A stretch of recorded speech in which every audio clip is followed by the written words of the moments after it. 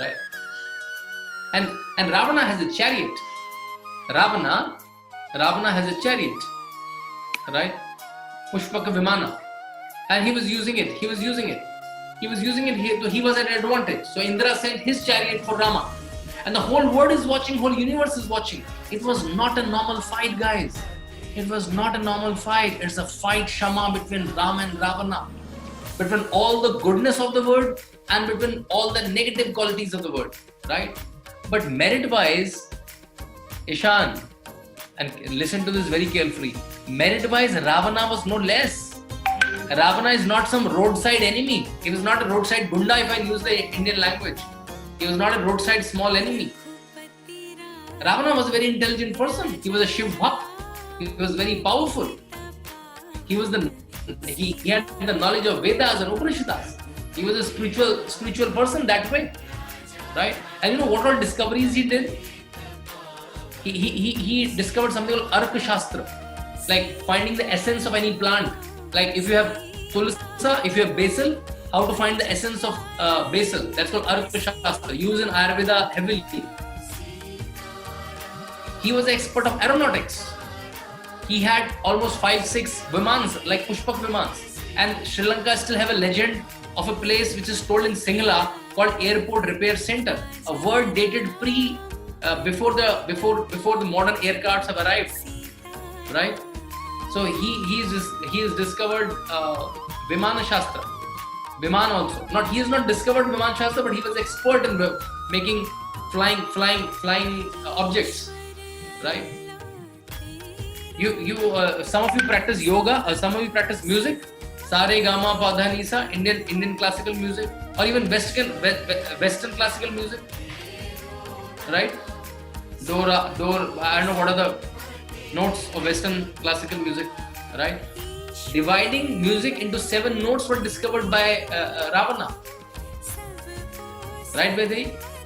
Dividing music into 7 notes, that's also discovered by Ravana. Do you know this song, Shiv Tandam Srotram, Jatatavi Gala? Do you know this song? That song was written, music directed and sung by Ravana. The Shiv Tandam, right? You know the game of chess? The game of chess was discovered by Ravana. Can you imagine that? Do you think he was a normal person? He was not. He was a worthy enemy of Ram in all merit and all knowledge. So we have to learn from Ravana also, that he through his hard work earned a lot of merit. But what was his problem? What was his biggest problem, Devash? He was not a normal roadside enemy. His ego arose. That all his qualities went to his head. That now I have discovered flying things. I have discovered chess. I have discovered medical science. I have done discoveries in medical science. I have done discoveries in aerospace. I have done discoveries in logic and mathematics through chess, right? This all got into him and he started feeling so proud of himself, negatively proud of himself. His ego became so big that I can do anything. If there is Mata Sita, I'll kidnap her. If I would pick up a fight with Rama, I'll pick up that fight. He thought he's invincible. He was meritorious. He has a lot of merits, he has a lot of skills, but he was not a good person, right? He used dishonesty many times. He used untruth. He did not speak truth many times, right?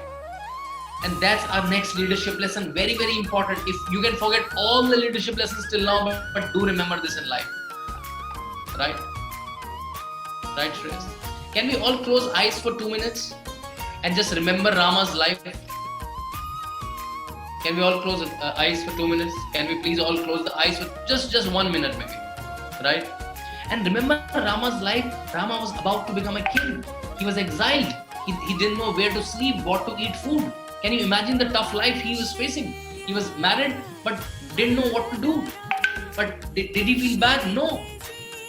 And then he spent almost 10-15 years Avni. Keep your eyes closed, and just imagine the life of Rama. And then his wife also got kidnapped. He was already feeling in exile. He didn't know where to live, what to eat, what kind of demons to face, animals to face, and his wife also got kidnapped. He did not go running to Bharata that save my wife and send the army. He found a local tie-up.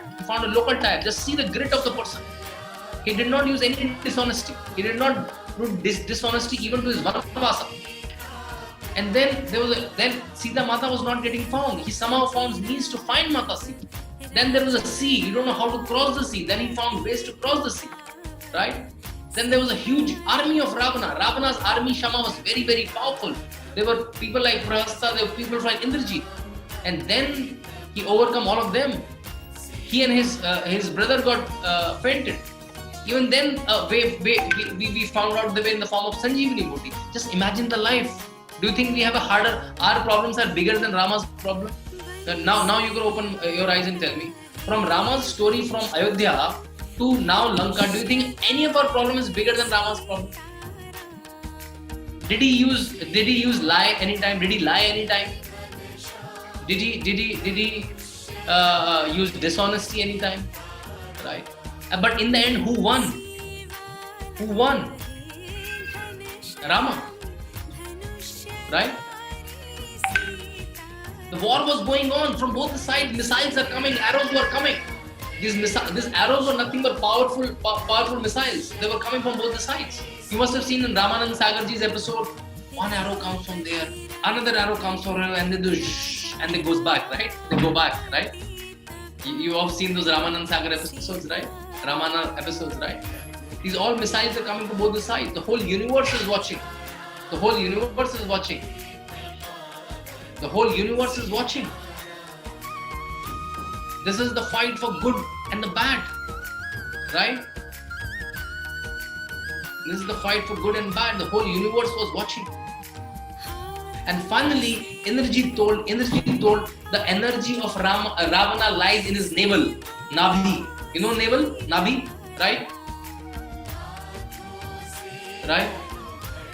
And then Vibhishana told, first you dry up all his energy and then hit him in his heart, right? So Rama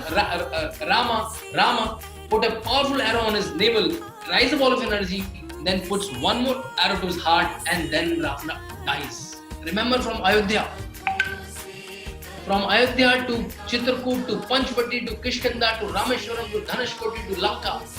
Did Ram have an easy life? Ishan? Sia? No, right? But in the end, he won because he was truthful, and that's my leadership lesson. I spent a lot of time in it. And you as Indians, you as carriers of Bharatiya Parampara, Bharatiya tradition, Indian Itihasa, have to carry it, right? Like in Spider-Man, they say, right? With great powers comes great responsibility. You are powerful as an Indian, right? And the great responsibility on you is this. The next leadership lesson. In the long run, the good, the honest, and the truthful one wins. You may feel bad, Shreyas. Oh my God, my friend was so dishonest. Even then he win. He was not behaving good. Even then he win. He was not truthful. Even then he won. Right? But again, let them win. Let them take the shortcuts. Let them be bad and take the shortcuts. Let them be dishonest and take the shortcuts and keep winning. No problem. Let them be untruthful and keep them winning. No problem. But we are Rama and Sita's, right? And we know from the story of Ramayana, in the end, the good, the honest, and the truthful one wins. Do you agree with me?